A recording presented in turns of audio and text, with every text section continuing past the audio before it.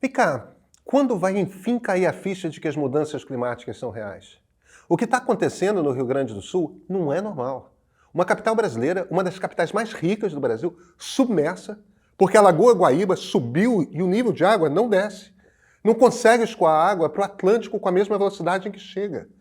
Estamos na quarta-feira e mais regiões de Porto Alegre seguem sendo inundadas. Não parou ainda.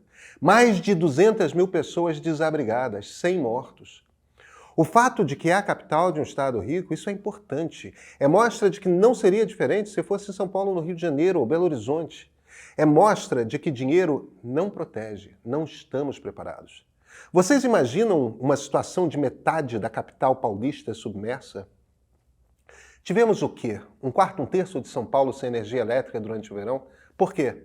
Porque a companhia de energia não aguentou o pico de aparelhos de ar-condicionado ligados. A gente pode não pensar nisso como emergência climática, mas é a mesma coisa. Vai acontecer de novo no segundo semestre, alguma coisa vai. Vai acontecer de novo quando o verão chegar.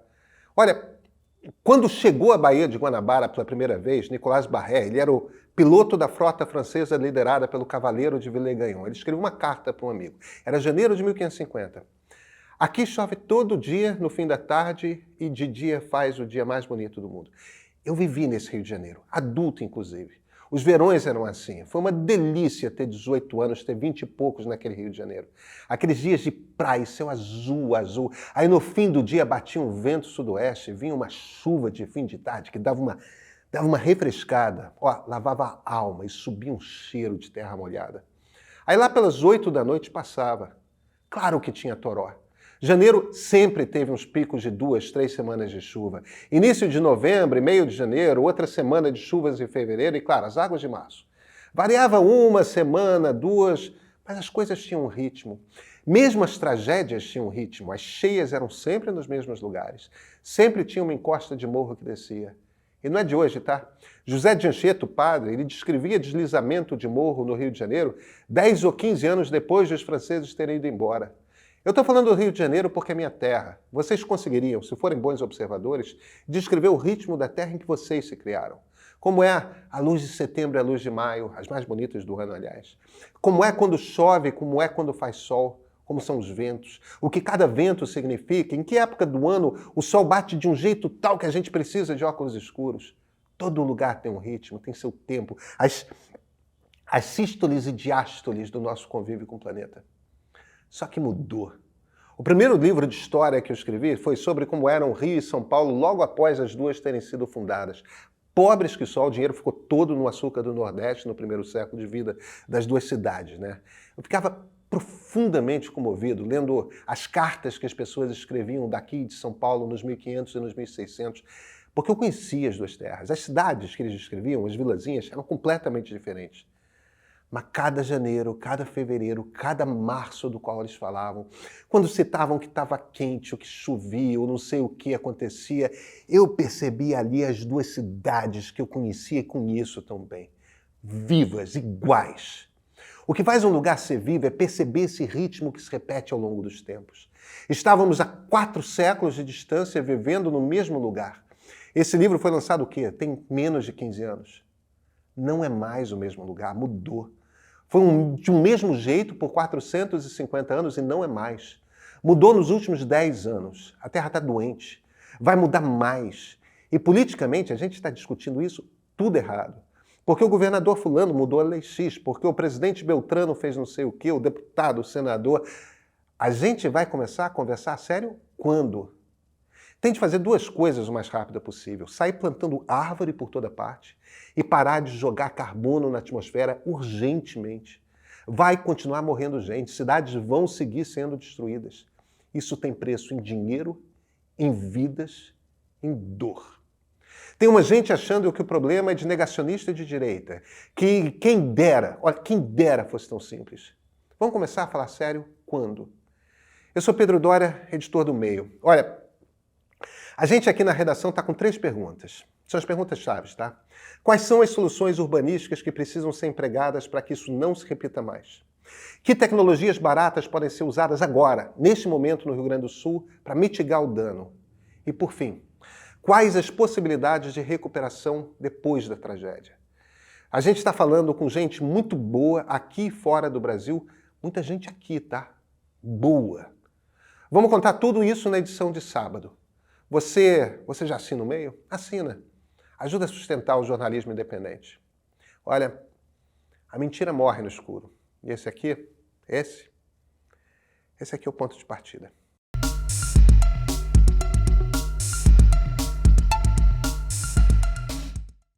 Quer entender o tamanho do problema? Toda a bancada gaúcha, tá? Todos os deputados federais.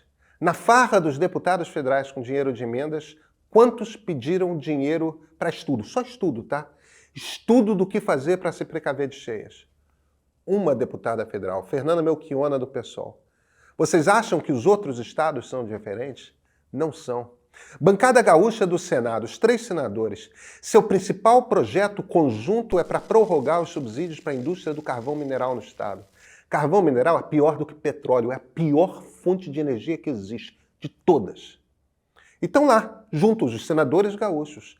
Carlos Renzi, do PP, do Progressistas, Hamilton Mourão, do Republicanos, o vice-presidente de Bolsonaro, claro, né? Onde mais ele poderia estar? E Paulo Paim, do PT, Partido dos Trabalhadores, juntos. Vocês estão entendendo o tamanho do buraco? Um dos principais projetos de moradia popular do PT, Minha Casa Minha Vida, incentivo para que empreiteiras construam condomínios populares na periferia das grandes cidades, longe dos centros. Botar gente bem longe de forma que precisem fazer longas viagens de ônibus para o trabalho. Enquanto todo o urbanismo contemporâneo, todo, está falando que o certo é fazer, é adensar as cidades. É pegar os centros das cidades, com tantos prédios vazios, retrofitar e trazer as pessoas para que morem perto do trabalho, onde o transporte é mais diverso, em geral sobre trilhos, onde dá para fazer muita coisa a pé. Preciso falar sobre perfurar poço de petróleo na foz do Amazonas? Passamos metade do ano passado falando disso. Vamos falar de Belo Monte, a usina destrutiva na Amazônia que empobreceu uma região gigante e ainda hoje não consegue entregar 1/4 da energia que prometia? Claro, existem os negacionistas. Existe a turma que quer derrubar a Amazônia, que quer tirar ouro. Existe o bolsonarismo. Quando falamos de clima, tem coisa muito pior. Tem horror. Mas um dos problemas de ter fascista no meio do jogo é que aí, na comparação, qualquer outro pode posar de mocinho. Se fizesse o bolsonarismo desaparecer hoje, ainda assim o nosso retrato não estaria bom. A gente precisa começar a plantar árvore, precisa parar de usar combustível fóssil. Reflorestamento é mais fácil do que o problema da energia e nem para isso a gente consegue mobilizar o Brasil inteiro, nem para isso.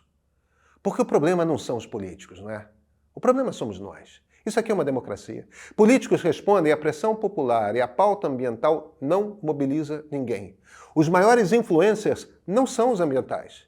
As pessoas gritam com o prefeito que quer fazer ciclovia, atacam quem quer taxar saco plástico do supermercado, ninguém cobra coleta seletiva. Não vai ficar melhor, vai ficar pior. Vai ser caro resolver. É muita obra que vai ser necessária, não é só no Rio Grande do Sul. Mais gente vai morrer, mais gente vai perder suas casas, seus negócios. Vejam bem, vai fazer uma semana.